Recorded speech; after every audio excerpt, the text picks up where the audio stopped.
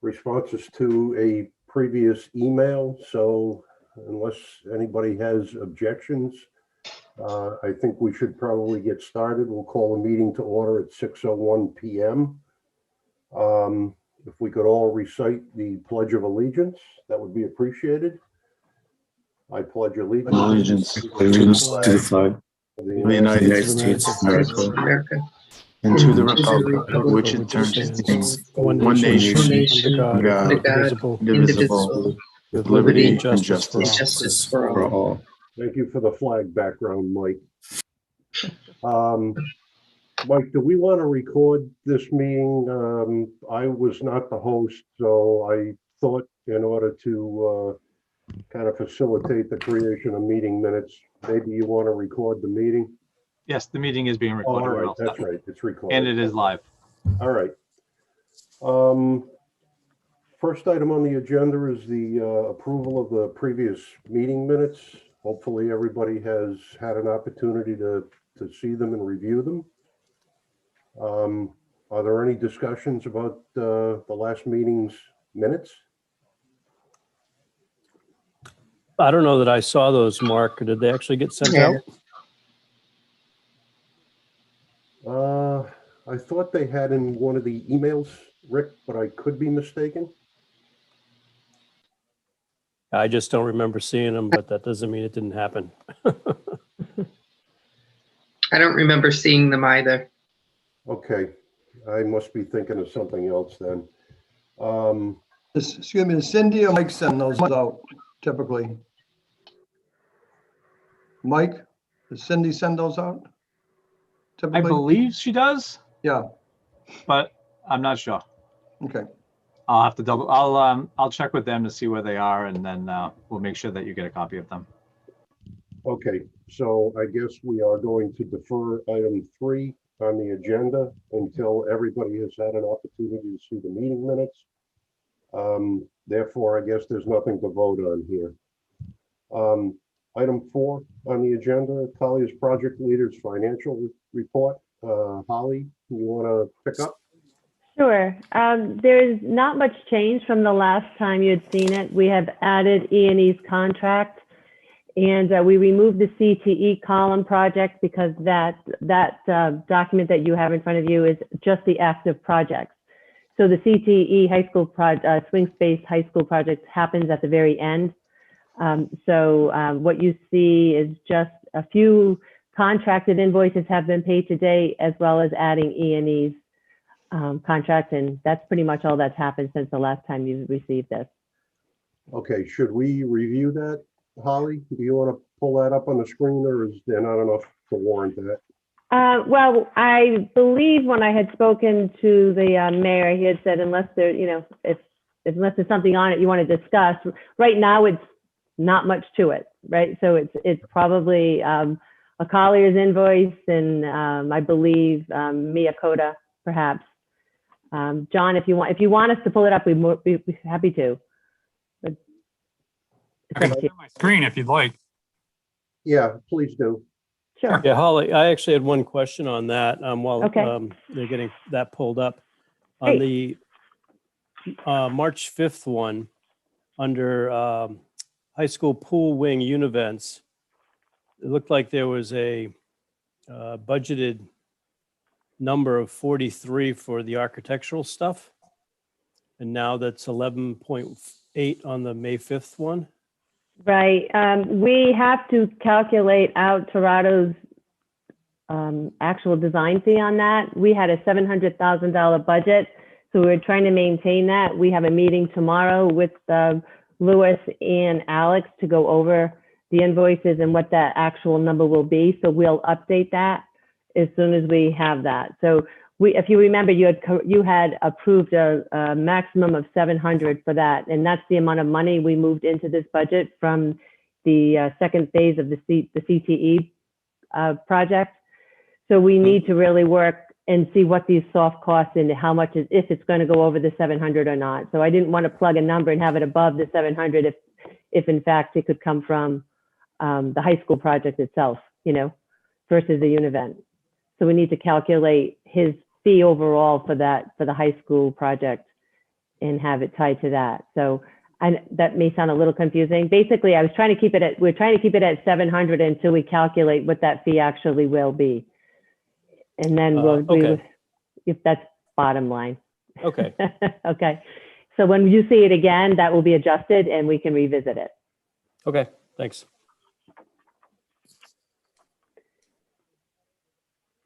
All right, so, excuse me, any other questions on this document from anyone?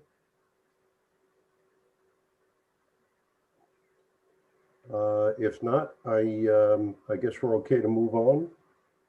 May I just interject one thing? As we go and these projects get much more active, we'll have a sheet for every project, and then that will just be the summary sheet. So you'll see it won't be so condensed. It'll be much easier to follow. But this is basically where we are today, since that not much has happened yet.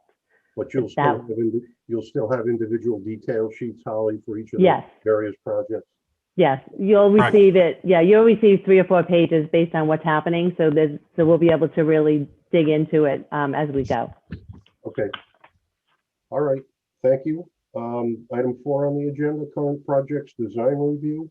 4A, transition of building swing space and high school univent project. Louis or Holly, anyone?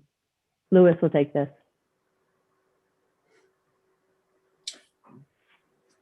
Hello, everybody. Okay, regarding the transitional building and Cumberland Hill Elementary School, we received review comments from RIDE for our design development. There were, for Cumberland Hill, there were no comments.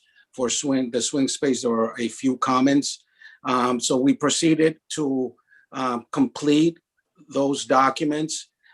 We have sent you copies of what we call the 60% set, which is the next submittal to RIDE, and the bid documents, which are the final documents.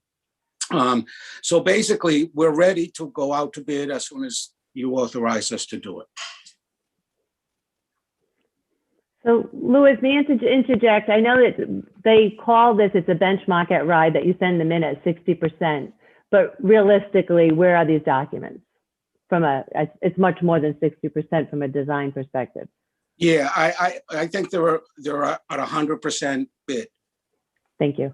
Just wanted to clarify because it's misleading when they call them that.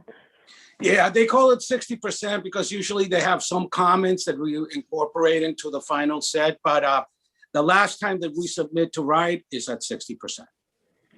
So the intent, well, this will, if it's approved this evening, this will go out on the street over the next few days, and RIDE will have the package to look at, and any comments that they have, we'll be able to incorporate them into an addenda to those bidding the project. So Yes, that way. I think the only caveat that RIDE has for all their projects is that they don't want the school district to actually award the project until we have 60% approval.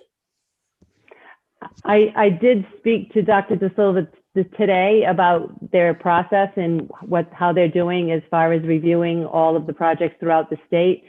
And when this first started, they had over 30 projects to review for stage 3 for construction, most of them summer work. And when I spoke to him today, they had hired lots of third-party reviewers and consultants, and they're down to single digits. So we don't anticipate this review to take long. They're actually waiting for it, which is great news. Okay, so we've talked about the first project, the McLaughlin Cumberland Hill Elementary is basically in the same shape. Louis, these are issued for, I don't want to say construction, but these are detailed design drawings that don't have substantial holes or gaps in them. These, I assume, include drawings and specifications, Louis, as required? Yes, they do. They include drawings and specifications, and they also include a number of alternates for both projects. I could review those alternates now if you wish. I think that would be a good idea. I know we talked about a few of them the last time around. Okay, so at Cumberland Hill, we had kind of a final review with the district where we visited the school and we walked through all the rooms to make sure we all understood the scope of work we were doing. I noticed that there were some stained ceilings. And so we investigated the condition of the roof and found that it's not in great shape, the areas of the shingle pitched roofs. And so we incorporated an alternate to replace those shingle roofs as part of the bid.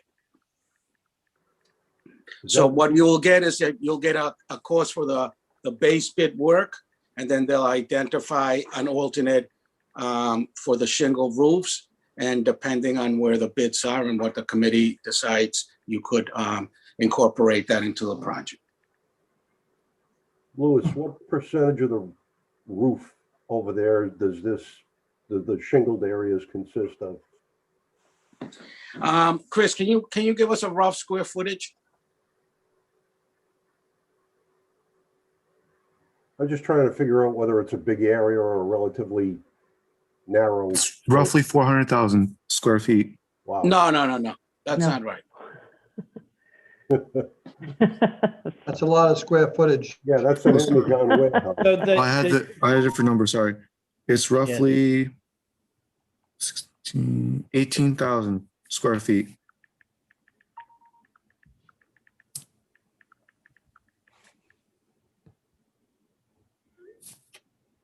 Okay. Does that seem correct, Louis? Yes. Yeah. All right. I was just curious. Louis, are there any other alternate bid items? Not at Cumberland Hill. There are at the transitional building. Okay. Can we go through those quickly, Louis? I don't know if I can do it quickly because I think it's important for you to understand the background of this, but I'll try to be as brief as possible. Okay. During the stage 2 development, we had the district's office being renovated to include air conditioning, mainly the superintendent's office and Alex's office, if you will. When the project went through a big cost estimate change and it was decided to focus only on the elementary schools, that scope of work dropped out. When we came back after the COVID event and investigated all of the issues that could be impacted with the mechanical systems and COVID, we came back and did actual designs and provided cost estimate to air condition 3 of the administrative areas in the transitional building. The offices for the swing space school, the superintendent's office wing, and Alex's office wing. At that time, the committee directed us to include the school's administrative office. So the superintendent's wing and Alex's wing was not included in the documents. When we did a similar scope review that we walked through all the spaces, we talked about those 2 areas. I don't think it was clear that those areas were not included for air conditioning. And please don't let me talk for the school department, but they felt that it was really important to provide air conditioning in those spaces. So we had designed a direct entrance into Alex's wing from the outside to avoid going through the school. So right now, the 3 alternates that we have are the alternate for air conditioning the superintendent's school wing, the alternate for air conditioning Alex's wing, and then in order, if you have to choose how to pay for that, they also suggested that it was not as important to provide that direct entrance into Alex's wing, so that's an alternate. So you'll basically have the base bid and those 3 alternates to assess.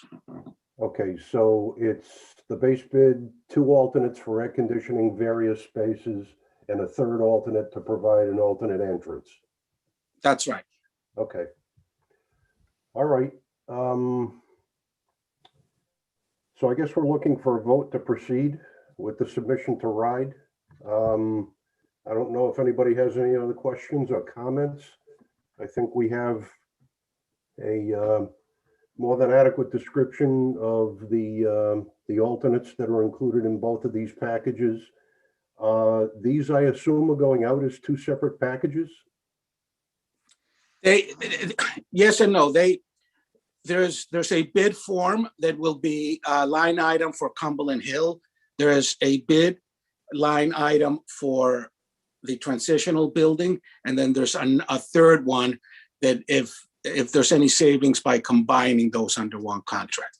So a contract can bid one or two, or choose to do both with a third line item. Okay, so just because I don't completely understand the system with RIDE, Lewis. So these get submitted to RIDE, and do they go out to bid at the same time, or who actually posts these things for bid? I think Colliers does, but I think Holly is signaling because that's really on their court. Okay. You're muted, Holly. I apologize. That's okay. So it will be submitted by Toronto's team, and the RFP which we've done the front end, will coordinate with Toronto's team. And the RFP has both projects in the cover sheet and all the descriptions, but it allows, as Lewis had mentioned, them to bid one or both, and they can pick.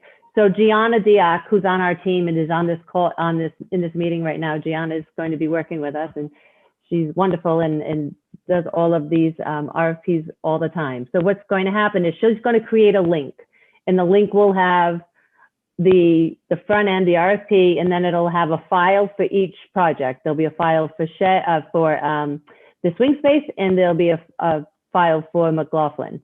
And they'll have access to everything, but everything's cleanly separated. So if a GC wants to just bid one, he can just open that file and bid that. They will come in together at the same time. So those that have possibly, I think you'll probably get a lot of response for people that actually want to bid both projects. And we're hoping that if that's the case, these larger general contractors will be interested, and there'll be some significant savings by doing it that way. So we won't know until they come back, but I believe that that's what we're hearing, is that everyone seems to be interested in both projects. But when they open, they'll have a link, and this link will open it, and it'll be very defined with a directive. And then there'll be a window of, for RFIs that will be with a due date. So any questions if anyone's confused, they have quite a bit of time to ask the questions, and we'll have walkthroughs at both schools. And all of that is posted in the front end. That actually it was part of the specification package that went over. Okay, so Holly, has there been a bid due date as of yet? Yes, we do. All of the dates have been set. Gianna, June 11th.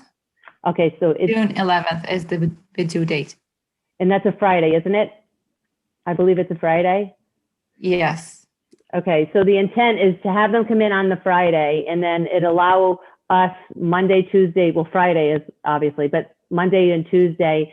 And the goal would be to have a building committee meeting on that Wednesday, and we'd be able to present all of the bids and have a recommendation to award.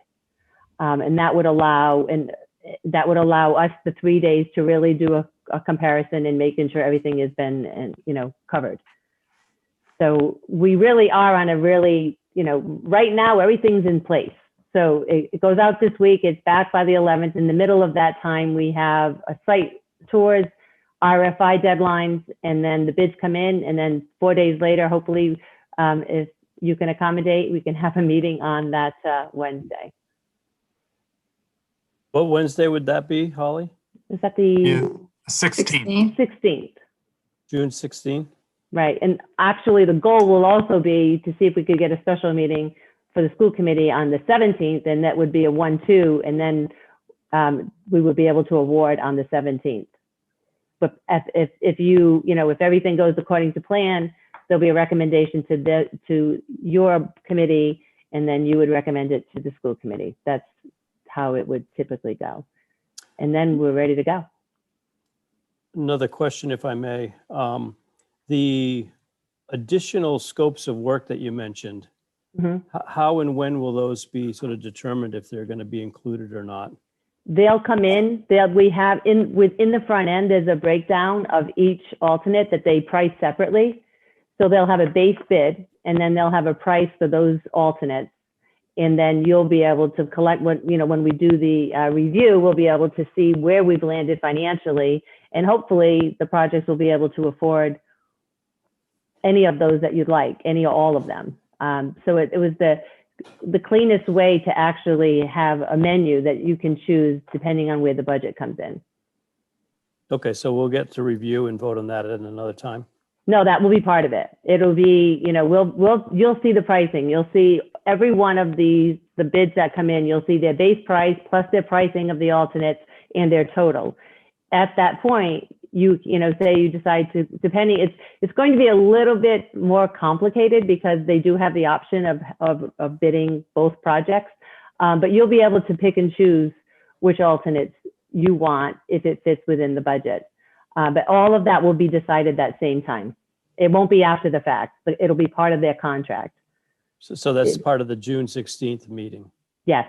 Okay, thank you. Holly, would we get something, some sort of a summary, at least earlier in that day, that we can at least take a quick look at Yes. before we sit and meet? Yeah, Gianna will put together a really defined summary sheet that you'll have well before, as soon as we have it, we will make sure that Mike has it to upload and you'll have it well before the meeting. It's too much information to digest by getting it right before the meeting. Absolutely. Okay. All right, so understanding the process, does anybody have any other questions? They're looking for a vote. Yeah, I do. Yep. go I ahead, have Bob. I have a comment. If it's, if you're allowing the prospective bidders to select just one school and not both, if that particular prospective bidder is probably the lowest responsible bidder, say for a given school, how are you evaluating the others that have put in for two schools? Well, The other one might be, higher for a given school. I'll just give an example, Cumberland, Mhm. but yet they're the lower responsible bidder, say for the transitional building. How are you going to compare those two? Oh, You it's can- like, if I can, go ahead. there's actual line items for each one of those in the bid form. So Right. what you'll see, the bid form has transitional building, they'll bid $1 million. Cumberland Hill, $2 million. Combined projects, $2.5 million. Right. And then you'll be able to assess those. That's you could exactly pick- how it is. Go That's ahead, exactly Gianna. how it is in the RFP. There is a one bid form for one of the schools, a second bid form for the transitional school, and one bid form for combined projects. So you're going to be able to see a price for each school and one price for the combined projects, just in case you want to pick and choose. So you have a price for a given project separately. You could pick one general contractor for one project and another for another and not combine them at all based on pricing.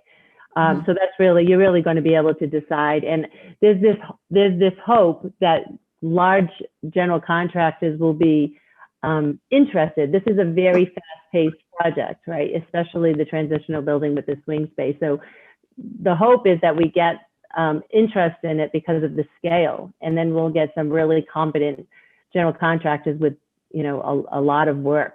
They have the ability to carry it versus just, especially the swing space it's not that big a project, to get the interest. It's like a really, it's a summer slam. A lot has to happen, but it's from a value perspective, it's not a big number. So, because Cumberland Hill is such a big project, hopefully it'll happen so they will want to do both. We've gone back and forth with it to do it separate and together, and this way it gives you every option possible. Yeah, and So I've you- made so you it rec- very clear.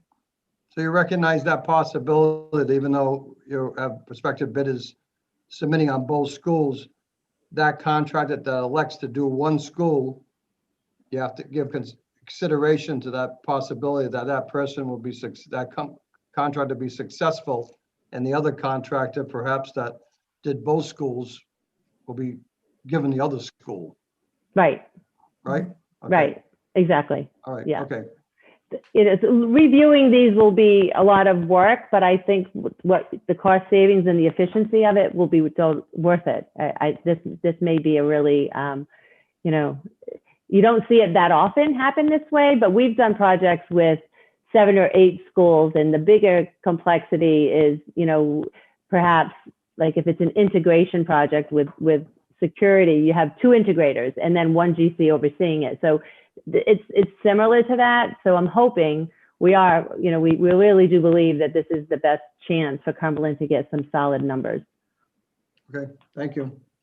Holly, there's adequate wording in the RFP to allow full and complete flexibility on our part as far as award of projects individually or in a group. Yes. I think maybe what Bob is heading towards, and I was thinking the same thing, is if you get a contractor who only bids, say, the transitional building, and then you get 4 more contractors who bid both projects, the guy who bid the transitional building is low, all by himself. He's a legitimate contractor. And then, you know, is it possible that we get 4 other people who say, you know, forget it, I want, you know, we bid both of them, I want both of them or none of them? Probably not, but I just trying to figure out whether there is, again, verbiage that allows us to do that and, you know, forces people to adhere to their bids. Yeah, there's language in here where you don't have to take the lowest bid anyway. And there's, you know, and so that in itself will allow you the freedom to choose who you'd like. But I understand what you're saying. If one GC comes in very, very low and no one else is low, but he only wants one project, you know, are you forced to take that particular GC? Or if you want to, can you? And yes, I mean, there's absolutely no question that, you know, if everyone's going to give us one, you know, some may give us just one price because they're only interested in the swing space. I don't anticipate that, but it could happen. And then, I mean, Louis, you can jump in here, but I think overall, yeah, it might be. I don't know if Jana could put out the bid forms. They're really bid as individual bids. So there's nothing that says we're joining these together. These are the separate projects. And by the way, if you're able to give us better pricing, if you do both of us, tell us what that better pricing would be. Okay. Yeah, I just want to piggyback. We have them as 2 projects, 2 separate projects. In too many places in the RFP, it says project 1 and project 2, project 1, project 2. They're not blended. ever, So, right? yeah, so it's clear that we have 2 projects, even we have 2 numbers for each project. So even when we went out, when we're going to go out, it's going to be 2 separate projects. We're dealing with 2 different projects, but within one. Yeah, I think the drawings and specifications are completely separate. There's one package and a separate package. Yeah, I think that you understand that. The question really is whether or not if one comes in low and they're single, and then can you just pick, you know, I understand why it would be like, okay, if you had a low bidder and he's like, well, why didn't I get it? If I'm the lowest bidder of all, you know, in the swing, just because I don't want to do the big school, I am the lowest bidder of that one. And the language in here that allows you to not take the lowest bidder eliminates that, you know, that problem if you decide not to go down that road. So Okay. you do have the front end. It was sent to you. So I think if you go through it, if you want to, you'll have a better understanding of what they'll see. Okay. All right. Does anyone else have any questions? If not, I guess I will look for somebody to make a motion to approve the 60 or to send the 60% construction documents and to RIDE and out to bid. I just have a quick question, sorry. So if we don't have to select the lowest bidder, are you going to provide us recommendations on how to make the selection? Yes, we will recommend who we believe would be the best fit for your project. Absolutely. Yeah. Okay. And you'll give us some sort of criteria as to how you made that selection? Yes. Okay, thanks. It's actually right in the front end documents. It describes what that criteria is. Okay, Experience, qualifications, references, that sort of thing. okay, thank you. Any other questions?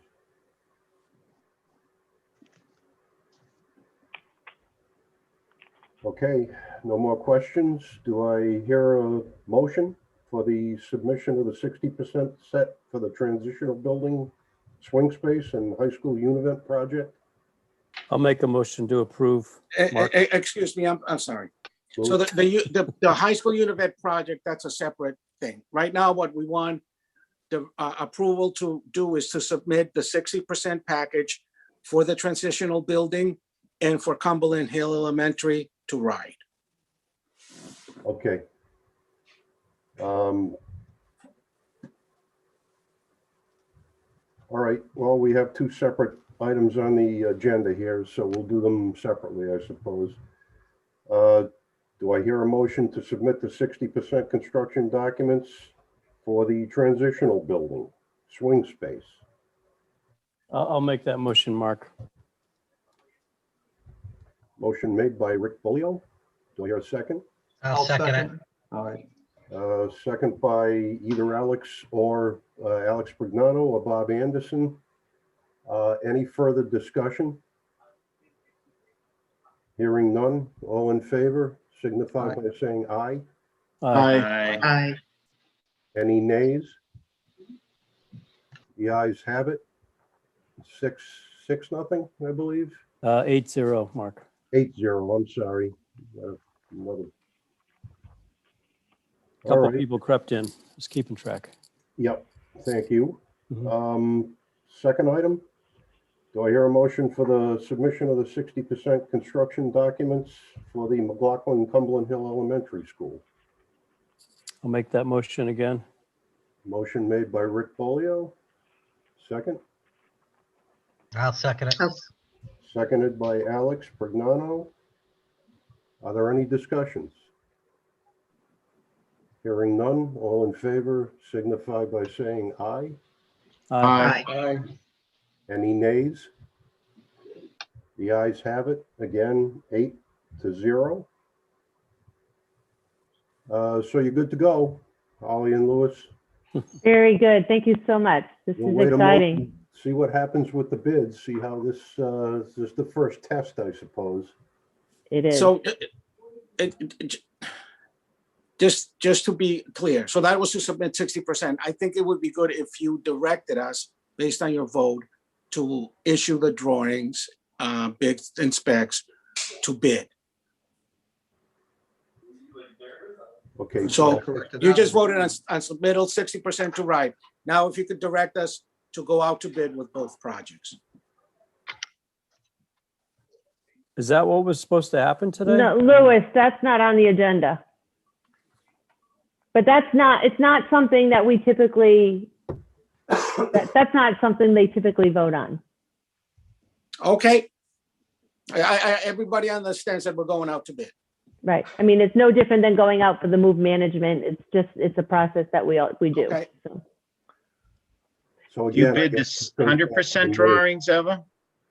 They pretty much are there now. It's a bench. They call it 60% when they go to ride, but the actual bid documents are pretty much at 100% right now.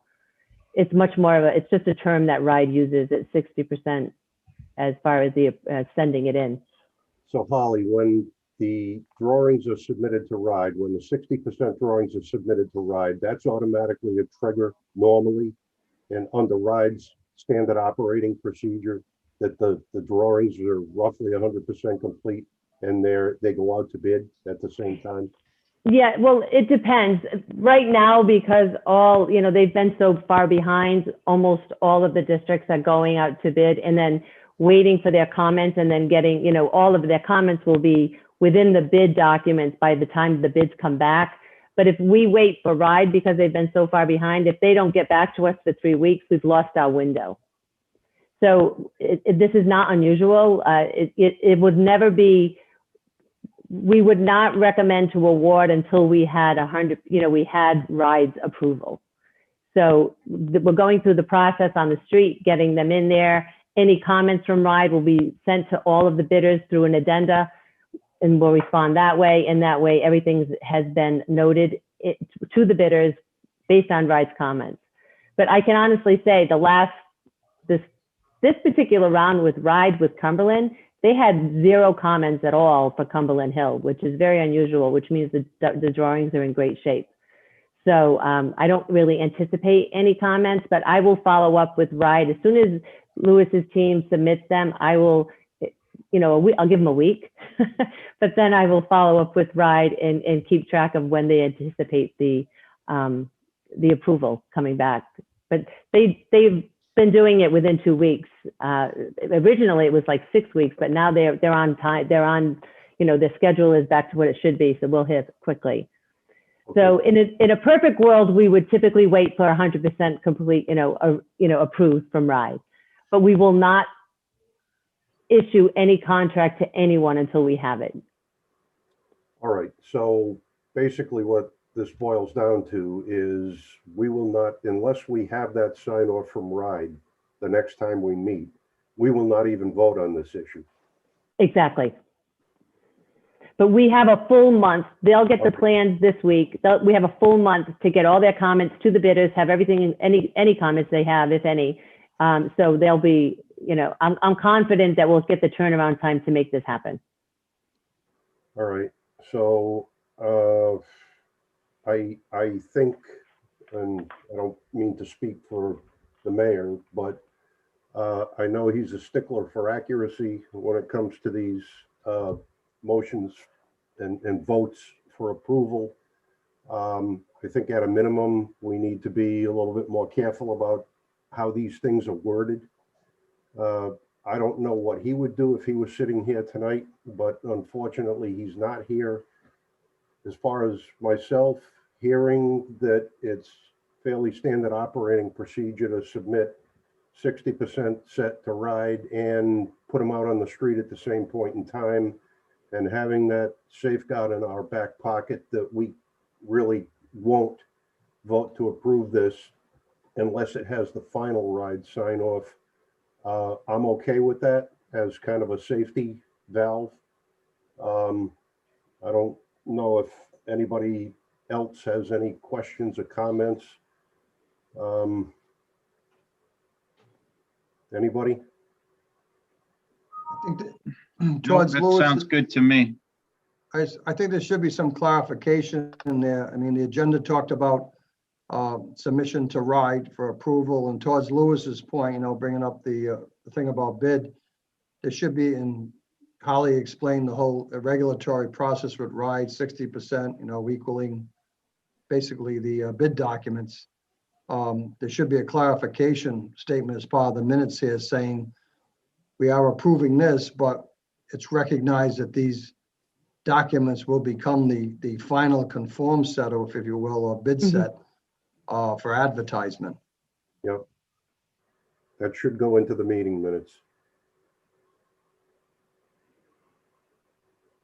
Okay, if nobody has anything else, we'll open it up to public comments. I don't know if there is anybody from the public at large on the line that would like to chime in. We do have a couple of members of the public. If they'd like to raise their hand, I can unmute you.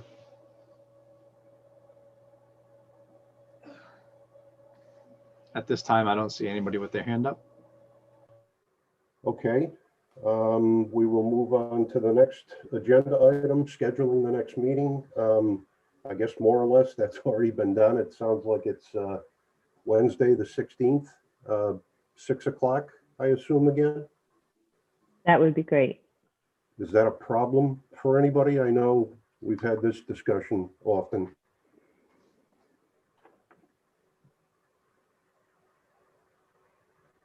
I'm fine with that date. Okay. Usually there's like school conflicts or something.